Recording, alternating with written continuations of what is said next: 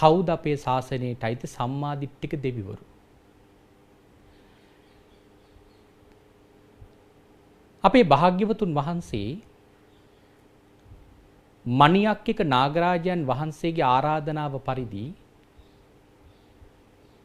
අපේ මේ පින්වතුන් දන්නවා ලංකාවට වැඩම කරපු වෙලාවේ කැලණියට වැඩම කරනවා.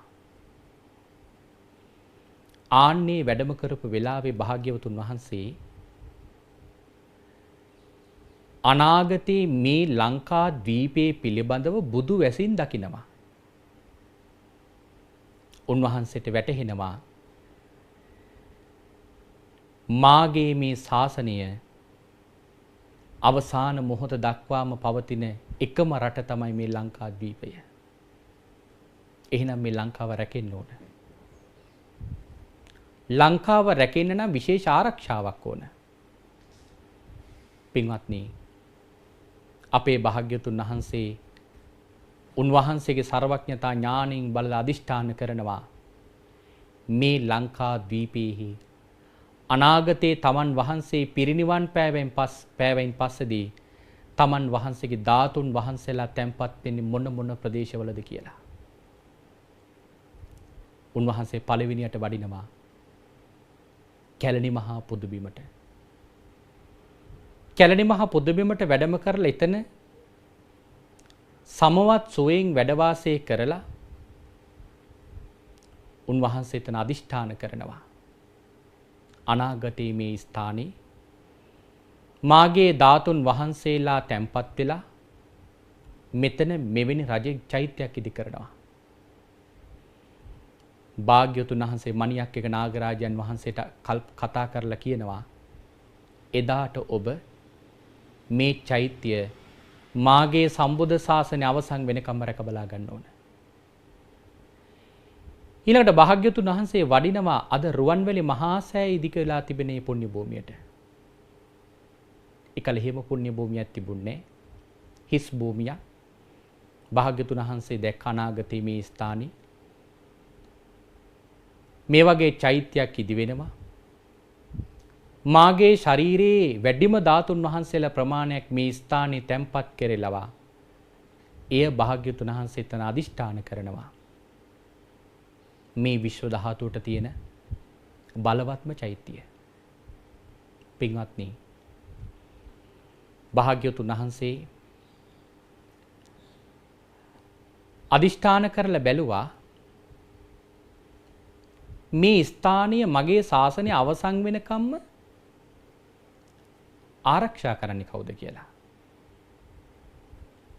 ඒ වෙලාවේදී උන්වහන්සේ දැක්ක විශාල රූප දෙවියෝ සම්මාදිට්ඨික දෙවි කෙනෙක්. මේ විශාල රූප දෙවියෝ මේ මහා චෛත්‍ය ආරක්ෂා කරන්න උන්වහන්සේ අදිෂ්ඨාන කළා. එහෙනම් රුවන්වැලි මහා සෑය අදටත් ආරක්ෂා කරන්නේ කවුද? විශාල රූප කියන ඒ සම්‍යක් දෘෂ්ටික දිවි රාජෝත්තමයන් වහන්සේ. ඊළඟට භාග්‍යවතුන් වහන්සේ තෝපාරාම පුදුමෙමි ඉදිවෙන ඒ භූමියට වැඩම කළා. භාග්‍යවතුන් වහන්සේ එතන පතවි පාල කියලා සම්‍යක් දෘෂ්ටික දෙවියන්ට ආරාධනා කරනවා මාගේ සම්බුද්ධ ශාසනය අවසන් වෙනකම් මේ ස්ථානය ආරක්ෂා කරන්න කියලා. ඊළඟට වඩිනවා මිරිස වැටියට.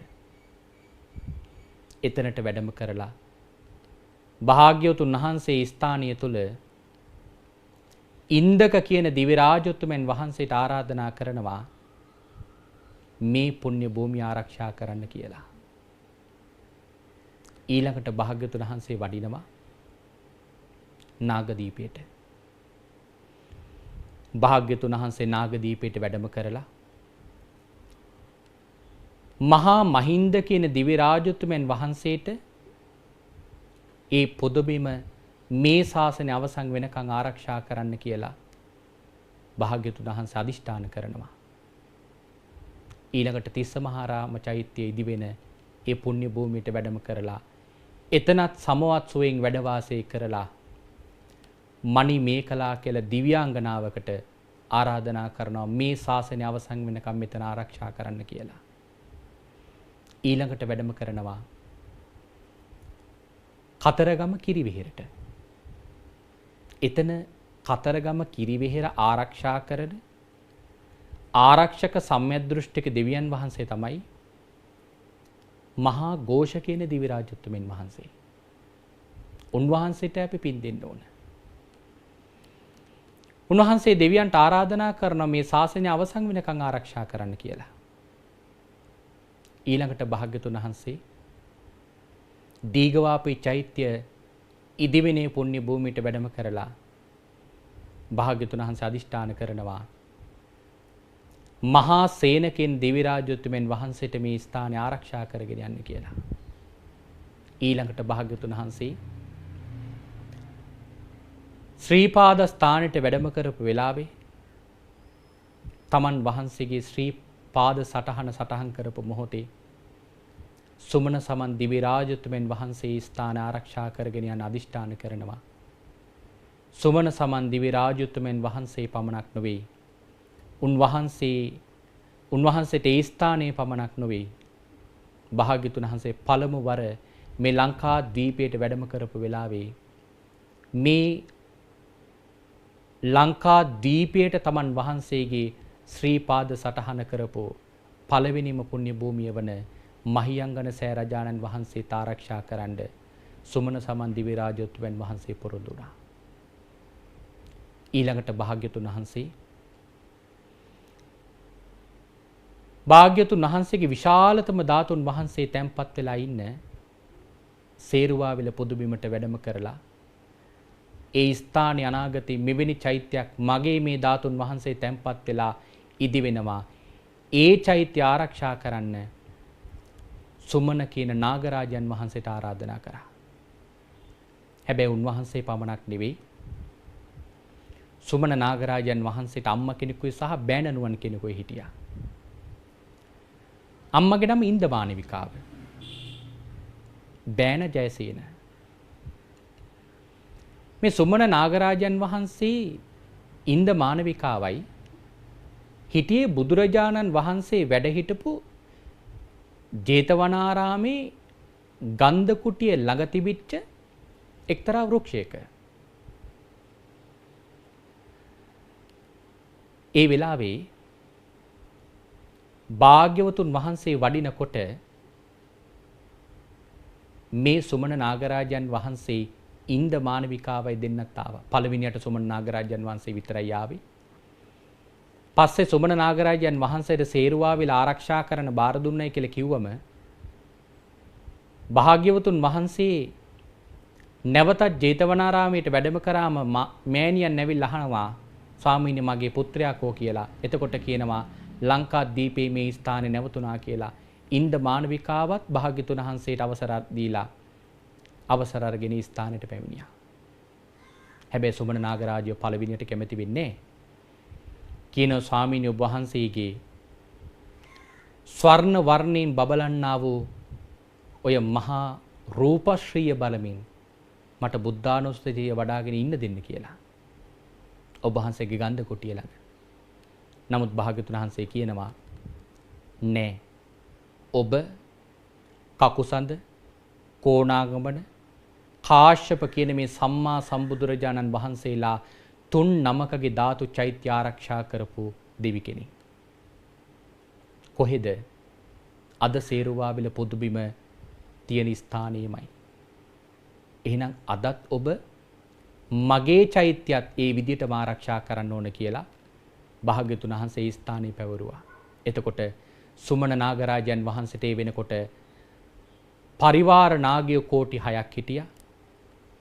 ඉන්ද මානවිකාවට පරිවාර නාගයෝ කෝටි 6ක් හිටියා. ජයසේන බෑණනුවන්ට පරිවාර නාගයෝ කෝටි 2ක් හිටියා.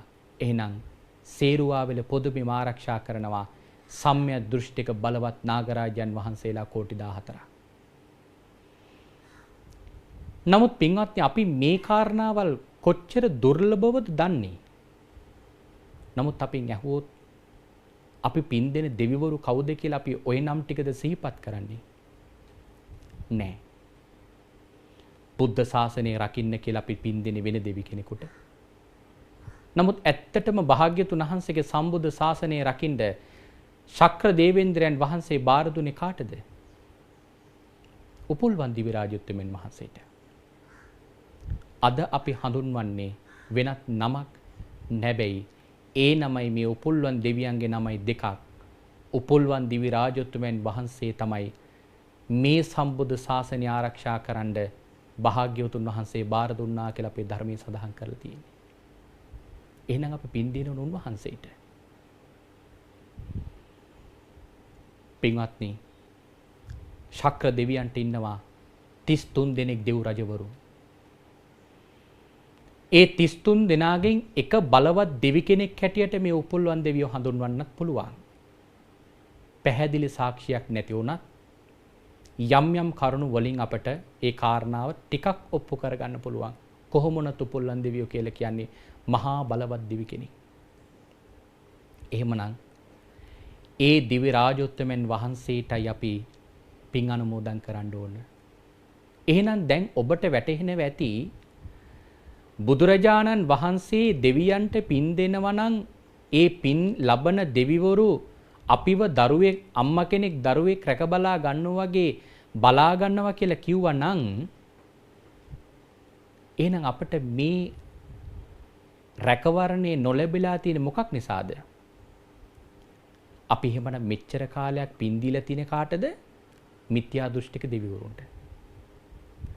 පින්වත්නි, මිත්‍යා දෘෂ්ටික දෙවිවරුන්ගෙන් කවදාවත් අපට හොඳක් වෙන්නේ නැහැ. දැන් කෙනෙකුට හිතෙන්න පුළුවන් ලංකාව වගේ රටක එහෙමයි ඉන්න පුළුවන්ද? එහෙම ඉඳලා තියෙනවා. හොඳම කතාව තමයි අනේපිඩි සිටුතුමා තමන්ගේ ගෙදර හැමදාම 500 නමකට දන් දෙනවා. සමහර දවසට බුදුහාමුදුරු වඩිනවා, සමහර දවසට අග්‍ර ශ්‍රාවකයන් වහන්සේලා වඩිනවා, සමහර දවසට අසෝ මහා ශ්‍රාවකයන් වහන්සේලා වඩිනවා. මේ අනේපිඩි සිටුතුමාගේ ගෙදර ద్వාර කෝෂ්ඨකේ ආරක්ෂා කරගෙන හිටියා. පින්වත්නි, මිත්‍යා දෘෂ්ටික දිව්‍යාංගනාවක්. ඇයට මේ හාමුදුරුවරු ගෙදරට වඩින එක කරදරයක්. මොකද ඇයගේ දිව්‍ය විමානෙන් ඇයට බහින්න වෙන නිසා. ඒ වෙලාවේ ඇය මේක පිළිබඳව ටිකක් තරහින් හිටියේ. කාලයක් යනකොට අනේපිඩු සිටුතුමා නිසි මුදල් කළමනාකරණයක් නැති වෙච්ච නිසා සිටුවරයා දුප්පත් වුණා. කදිරංගාර ජාතකයේ මේ කතාව බොහොම විස්තරාත්මකව තිබෙනවා. නමුත් කෙටියෙන් කියන්නේ කාල වේලාව මදි නිසා. ඒ වෙලාවේ පින්වත්නි, අනේපිඩු සිටුතුමා කෝටි 18ක් පොලියට දීලා ඒක ලබා ගන්න බැරි වුණා. කෝටි 18ක් හංගලා තියලා ඒක ගම් වතුරක් ඇවිල්ලා ගහගෙන මුහුදට ගියා. මෙන්න මේ වගේ දේවල් නිසා අනේපිඩු සිටුතුමාට ධනෙ නැති වුණා. දුප්පත් වුණා. මෙන්න මේක අවස්ථාවක් කරගෙන මේ දෙව්දුව දවසක් අනේපිඩු සිටුතුමා නිදන ගෘහයට ඇවිල්ලා තමන්ගේ දිව්‍ය රශ්මිය විහිදුවාගෙන අනේපිඩු සිටුතුමාට මෙන්න මෙහෙම කියනවා. සිටුතුමා අහනවා, ඔබ කවුද? ස්වාමීනි, මම ඔබ වහන්සේගේ 4 වෙනි ద్వාර කෝෂ්ඨකයට අධිග්‍රහිත වෙන දෙව්දුව. එතකොට අනේපිඩු සිටුතුමා අහනවා, අයියෝ ඔබ ආවේ? දෙව්දුව කියන, ස්වාමීනි ඔබ වහන්සේට අවවාදයක් දෙන්න. ඒ වෙලාවේ දෙව්දුව කියනවා, ස්වාමීනි බලන්න, මේ සැවැත් නුවර හිටපු මහා ධනපතියන් අතරින් ප්‍රබලතම ධනපතිය ඔබයි. අද ස්වාමීනි ඔබ වහන්සේ අන්ත දුක්ඛිත දුප්පත් භාවයට පත් වෙලා. ඔබ වහන්සේ කල්පනා කරලා බැලුවද ඔබ වහන්සේ දුප්පත් උනේ මොකක් නිසාද කියලා? ඔබ වහන්සේ දුප්පත් උනේ වෙන මොකුත් නිසා නෙවෙයි. ස්වාමීනි ඔබ වහන්සේ දන් දෙන නිසා. කෙනෙකුට ණයට දෙයක් දුන්නොත් ඉල්ල ගන්න පුළුවන්. හැබැයි ශ්‍රමණයන්ට දෙන දේවල් ස්වාමීනි ඔබ වහන්සේට නැවත ගන්න බෑ. දැන්වත් ඔය දන් දෙන එක නතර කරලා තියෙන ධනෙ රැකගෙන පුළුවන් නම් දියුණු වෙන්න බලන්න. දැන් මේ කවුද ඇවිල්ලා කියන්නේ? අපේ ලංකාව වගේ දේවාලයකට මිනිස්සෙකුට ආරූඪ වෙච්ච දෙවි කෙනෙක්වත් කියපු කතාවක් නෙමෙයි. අපට දෙවිවරු පේන්නේ එහෙමනේ. මේ සාමාන්‍යයෙන් ඉන්න මිනිස්සෙකුට ආරූඪ වෙලා ආරූඪෙන් කියනවයි කියලානේ අපි දෙවිවරු ඉති කියන දේවල් පිළිගන්නේ. නමුත් මේ අනේපිඩු සිටුතුමාගේ ළඟට ආව එහෙම කෙනෙක් නෙමෙයි. සැබෑම දෙවි කෙනෙක්. දිව්‍ය රශ්මිය විහිදුවගෙන පොළොවෙන් උඩ ඉඳගෙන දිව්‍යාංගනාවකුයි කතා කරන්නේ. ඒ වෙලාවේ පින්වත්නි අනේපිඩු සිටුතුමා මේ කාරණාව කොහොම පිළිගන්නේ නැද්ද? දැන් මං කිව්වේ කලින් කෙනෙකුට අහන් හිතෙන්න පුළුවන් මේ වගේ රටක එහෙම මිත්‍යා දෘෂ්ටික දෙවරුත් ඉන්න පුළුවන්ද? ඉන්නවා. මොකද අර වගේ උසස් සිටුවරයෙකුගේ නිවසේත් අදිග්දුහිතව හිටියානම් මිත්‍යා දෘෂ්ටික දෙවරු අපේ රටේ ඉන්න බැරිද? පුළුවන්. පින්වත්නි ඔන්න බලන්න ශ්‍රද්ධාව කියන්නේ අපි තේරුම් කරගන්න ඕන මොන වගේ ශ්‍රද්ධාවක්ද කියලා. පින්වත්නි අපි අද මිත්‍යා දෘෂ්ටික යම්කිසි කාරණාවක් ප්‍රකාශ කළොත් අපි ඒ කාරණාව පිළිගන්නවා. නමුත් පින්වත්නි අනේපිඩු සිටුතුමා එහෙම පිළිගත්තේ නැහැ. අනේපිඩු සිටුතුමා මොකද්ද කිව්වේ? නුඹ වගේ 100ක් නුඹ වගේ 1000ක් නුඹ වගේ ලක්ෂයක් ආවත් මම දෙන දාණය නුඹට තියා නුඹට වඩා වැඩමල් කෙනෙක් ආවත් වළක්වන්න බෑ. බලන්න අපේ ශ්‍රද්ධාවයි සැබෑ තෙරුවන් සරණ ගියපු සම්‍යක් දෘෂ්ටික පුද්ගලයෙකුගේ තියෙන ශ්‍රද්ධාවයි කොච්චර දුරස්ද? අපට දේවාලයකින් කියන කරුණු පිළි අරගෙන අපි කොච්චර මිත්‍යා දෘෂ්ටික වෙනවද? නමුත් සැබෑ දෙවි කෙනෙක් ඇවිල්ලා කිව්වත් පිළිගත්තේ නැහැ. එහෙනම් අනේපිඩු සිටුතුමාට තිබිච්ච තිසරණ පිළිබඳ ශ්‍රද්ධාව කොච්චරද කියලා හිතන්න. පින්වත්